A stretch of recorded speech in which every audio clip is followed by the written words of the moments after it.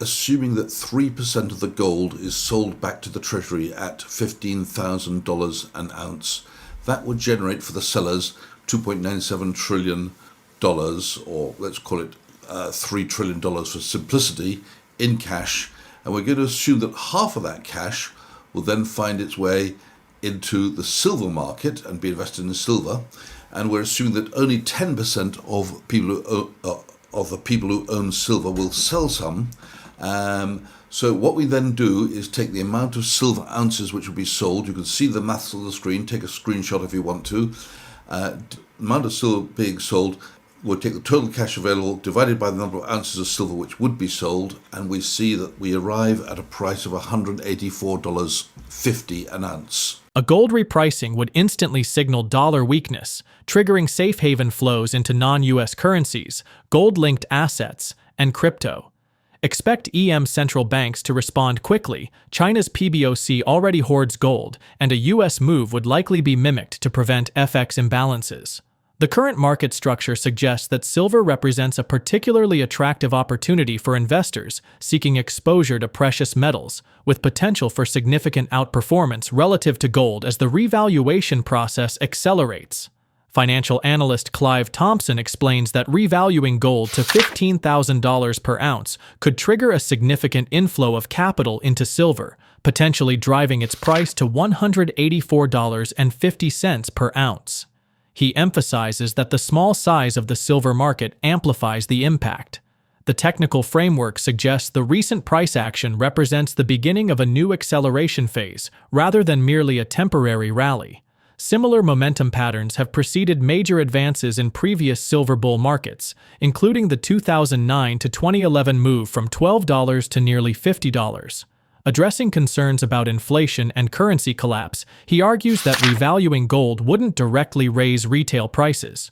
Goods are priced in dollars, not gold, and past gold price hikes haven't driven inflation. He links inflation more to rising debt and money supply.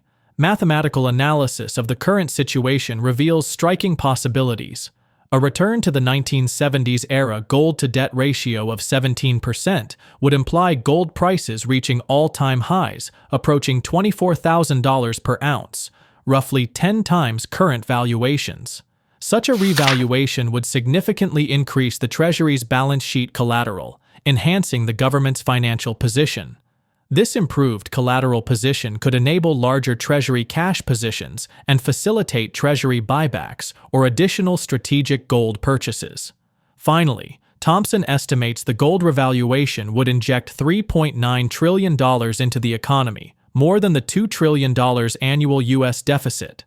He suggests this could reduce government debt by funding maturing obligations. Since gold is stored in vaults, it doesn't increase national debt. He sees the move as highly stimulative. Before we dive into Clive Thompson's sharp insights from his latest interview, make sure to hit that subscribe button and tap the bell icon so you never miss a moment when truth meets the market.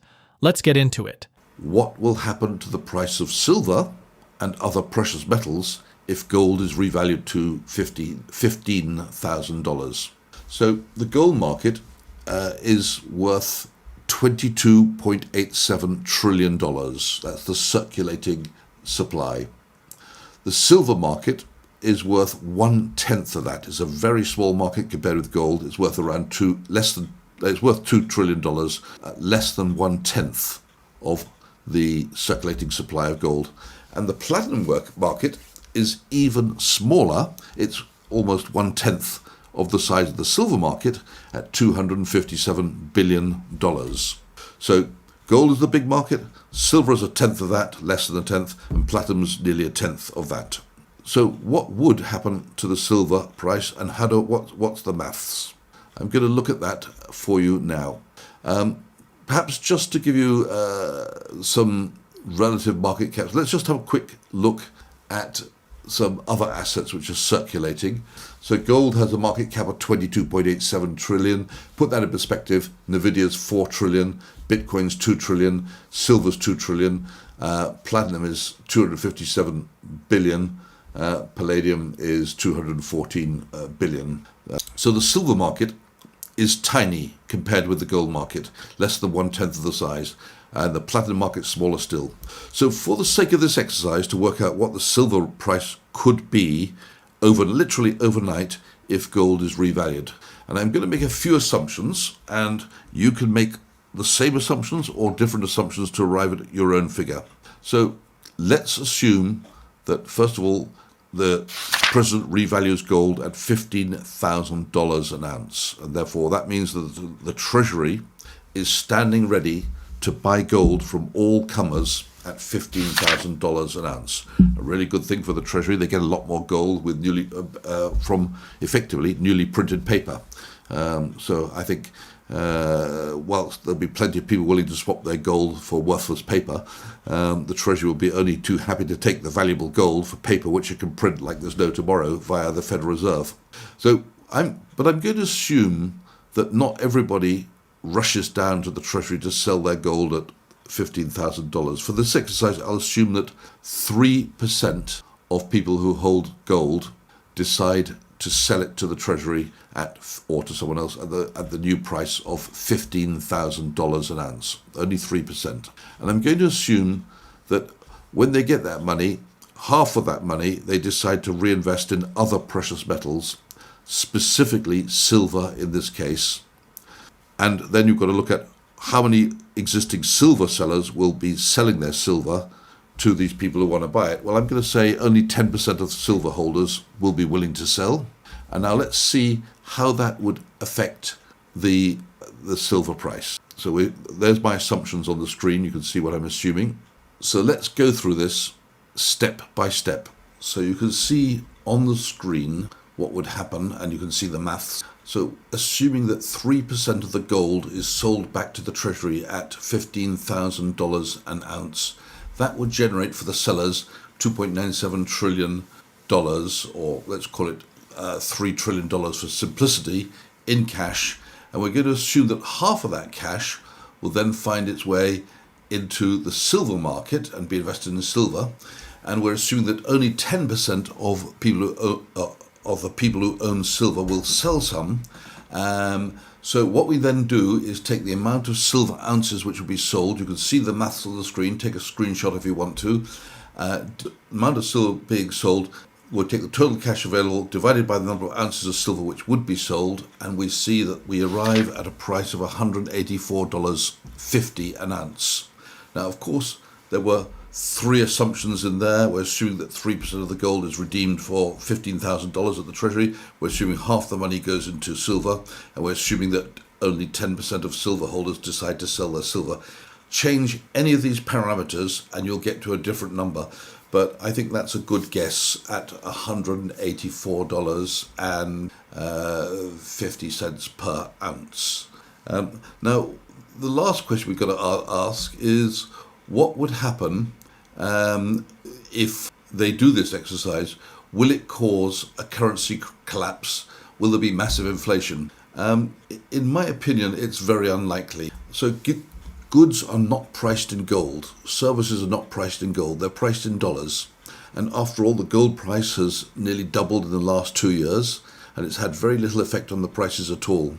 The reason prices go up is because the level of government debt and the amount of cash in circulation is rising, and that causes a general rise in retail prices and also causes a general rise in the gold price. But the gold price on its own going up won't cause retail prices to rise. They're not connected. I mean, and we've seen that as evidence. We've seen the gold price has gone up and up and up, but it's been going up because of the extra debt and the extra cash in circulation.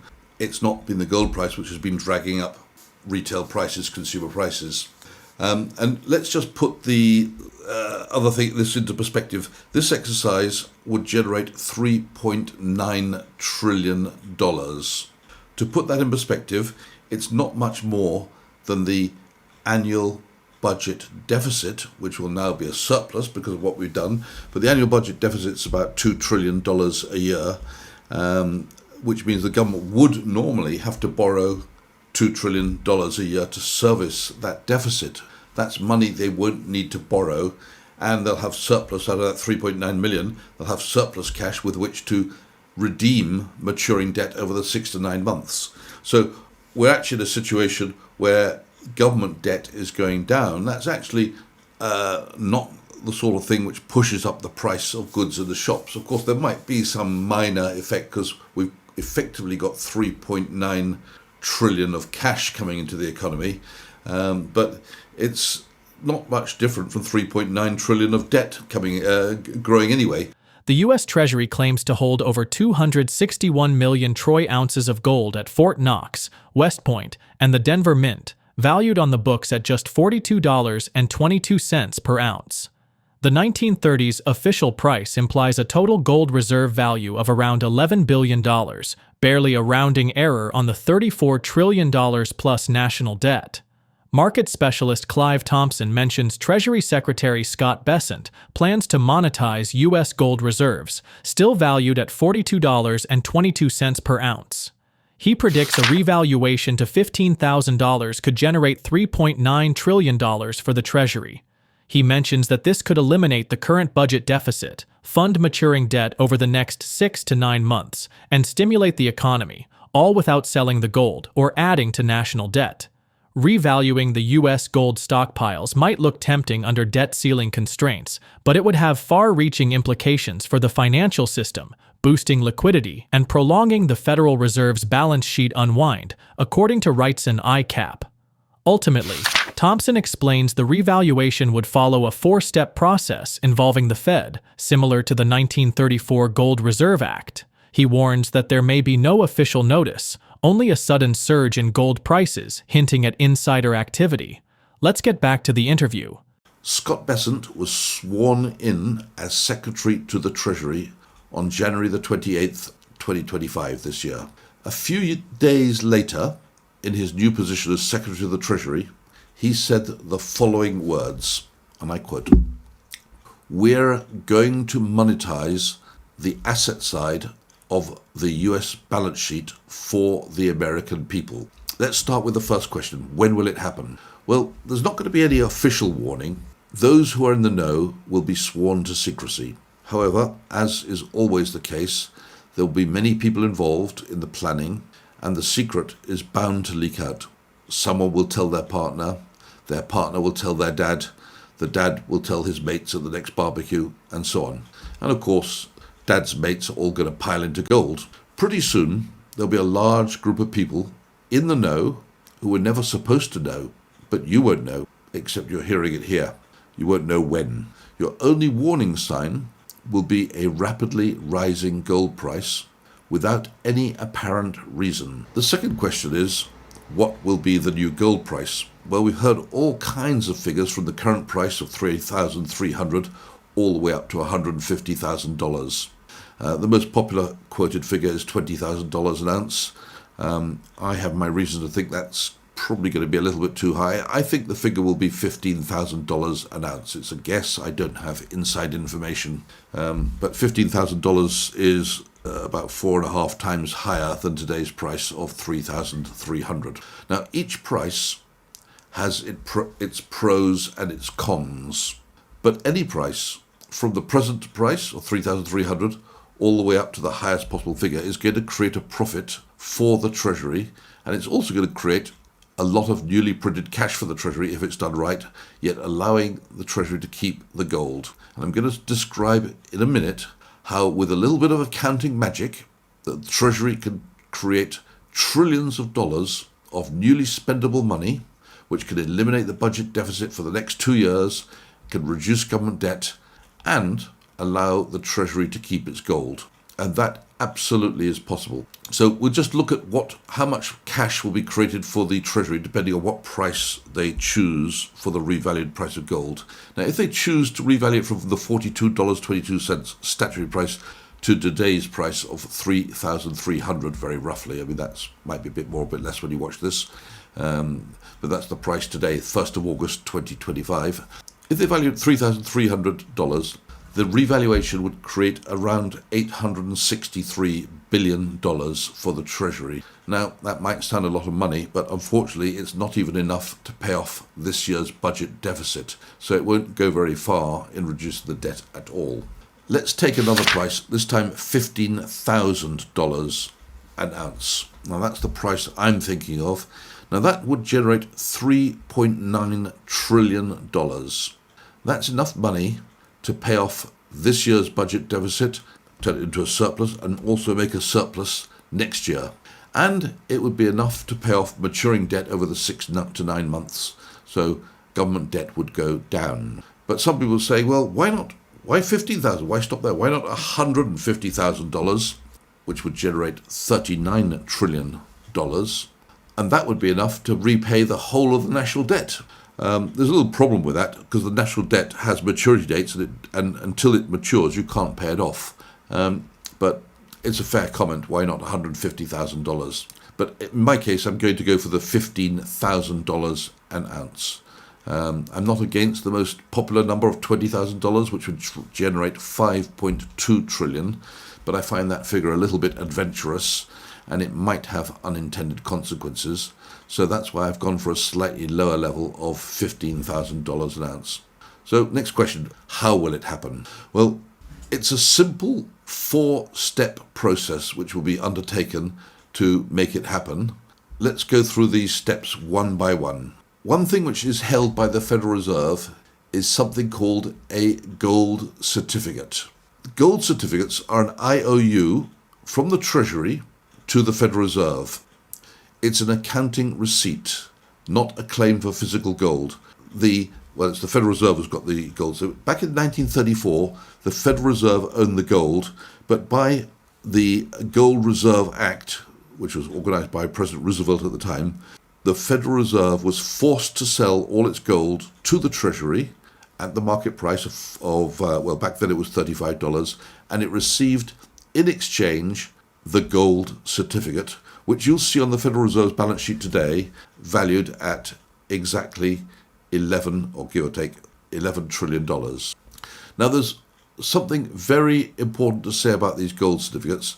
They are not part of the national debt. And why are they not part of the national debt? It's because the Federal Reserve cannot redeem them, neither for cash nor gold.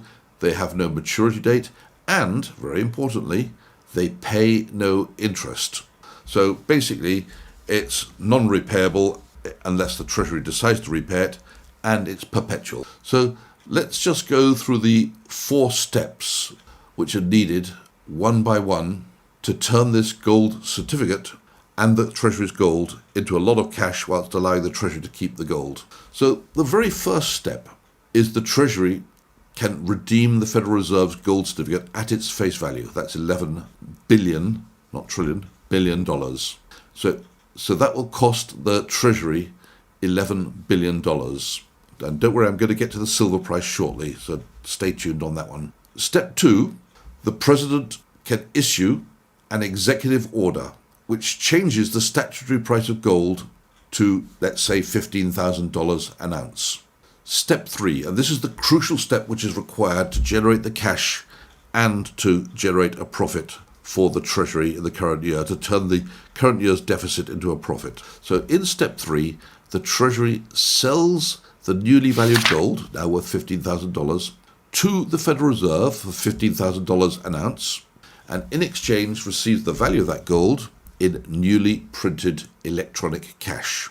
And then the last step is exactly the same step, the magic step that they did in 1934. It's just a repetition of something which has already been done in history, and this can be done again by a new act of Parliament, by a new act of the government. In 1934, the act was called the Gold Reserve Act. So in step 4, the Treasury immediately buys back that exact same gold from the Federal Reserve at the same price as the Federal Reserve just paid, so there's no profit and loss for the Federal Reserve, and gives the Federal Reserve in exchange gold certificates, exactly the same type of gold certificates as they hold at the moment. Now remember, these gold certificates are not part of the national debt, and they don't bear any interest. UBS's monetary expansion model pegs the fair value around $8,000. Discovery Alert cites similar levels to reach full Basel III compliance. Historical analysis reveals that during mature bull markets in precious metals, silver typically outperforms gold by a factor of 2 to 3 times in percentage terms. The current acceleration appears to follow this pattern, suggesting we may be entering the more dynamic phase of the bull market, where silver captures investor attention and capital flows. Revaluation today would look different. There's no gold recall coming. However, the motive would be consistent with restoring confidence, recapitalizing a bloated balance sheet, and shifting financial gravity back toward hard collateral. Silver is gaining popularity as an alternative investment to gold, offering a more accessible entry point and interesting market dynamics.